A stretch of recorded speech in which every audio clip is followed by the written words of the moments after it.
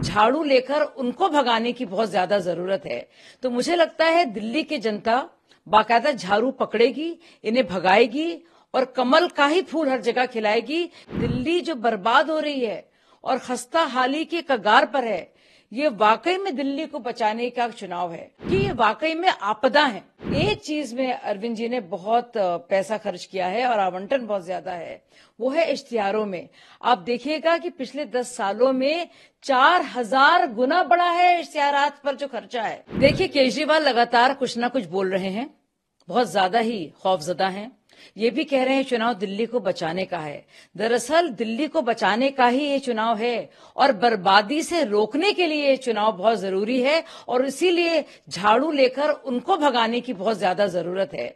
तो मुझे लगता है दिल्ली की जनता बाकायदा झाड़ू पकड़ेगी, इन्हें भगाएगी और कमल का ही फूल हर जगह खिलाएगी, क्योंकि लोग आजिज हो गए हैं। और जो खर्चा जिसका आवंटन किया था केजरीवाल ने, जो वादे किए थे, वो उसका कुछ अता पता नहीं है, कुछ हिसाब किताब नहीं है। अब आप देखिए 8000 करोड़ रुपए यमुना सफाई में जो पिछले 10 साल में जिनका आवंटन किया गया है, उसका कोई भी अता पता नहीं है। इन्होंने स्कूल बनवाए हैं और स्कूल में 600% ज्यादा कंस्ट्रक्शन कॉस्ट लगाया है। अब देखिए मोहल्ला सभाओं की हालत ज्यादातर गंदगी में पड़े हैं, कुछ दवाइयां दी जाती हैं उनको और कोई कोई इसमें से एक्सपायर्ड भी होती हैं। और एक टेस्ट होता है लेकिन नाम होते हैं 65,000 लोगों के। तो हर चीज में गड़बड़ घोटाला है और मुझे लगता है कि वाकई में दिल्ली जो बर्बाद हो रही है और खस्ता हाली के कगार पर है, ये वाकई में दिल्ली को बचाने का चुनाव है और इसलिए बहुत जरूरी है कि लोग इनको भगाएं और इनसे हमें छुटकारा मिले, क्योंकि ये वाकई में आपदा है। देखिए, झूठ बोलने की पुरानी आदत है।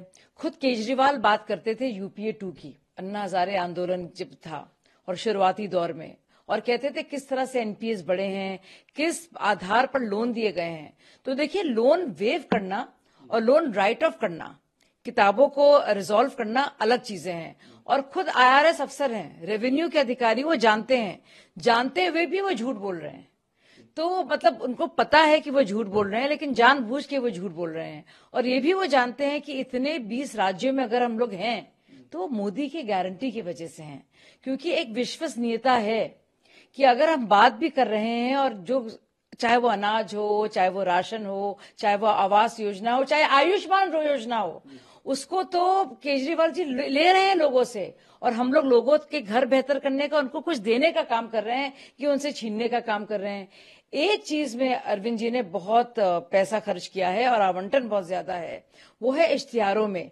आप देखिएगा कि पिछले 10 सालों में 4000 गुना बढ़ा है इश्तिहारात पर जो खर्चा है, वो भी मिडिल क्लास का पैसा। यानी कि स्कीम के नाम पर कुछ नहीं है, लाभार्थी के नाम पर कुछ नहीं है, लेकिन उस पर खर्चा करना और अपना महामंडन करना, उस पर तो बेतहाशा पैसा खर्च किया है। अपने आप में कितनी शर्म से डूबने वाली बात है ये। जब फंस जाते हैं, जब उनसे कहा जाता है कि पंजाब में लोग टकटकी लगाकर बहनें हमारी इंतजार कर रही हैं कि भाई वो 1000 रुपए कब आएंगे। दिल्ली में भी कैबिनेट नोट तो पहले ही आ गया था 1000 रुपए का, तो अब मतलब 1 साल पहले ही, और अब 2500 की बात हो गई। एक झूठ मूठ की स्कीम बनाई गई जो उनके ही डिपार्टमेंट ने कहा ऐसी कोई स्कीम ही नहीं है।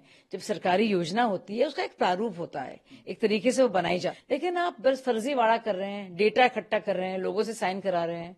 कौन करता है ऐसा? वो भी ऐसा इंसान जो बाकायदा सीएम पोजीशन में रहा है, अब तो खुद ही अपनी सीएम को वो काम चलाओ कहते हैं।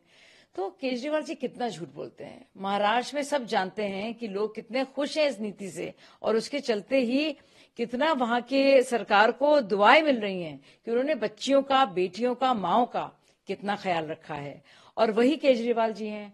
पंजाब में कितने साल हो गए आप सोचिए, अब 3 साल होने को आ रहे हैं, लेकिन योजना के नाम पर और जो उनके वादों के नाम पर कुछ भी नहीं है। तो अब वो एग्जाम्पल दे रहे हैं महाराष्ट्र का। ये इंसान झूठ एंड फरेब का मास्टर है।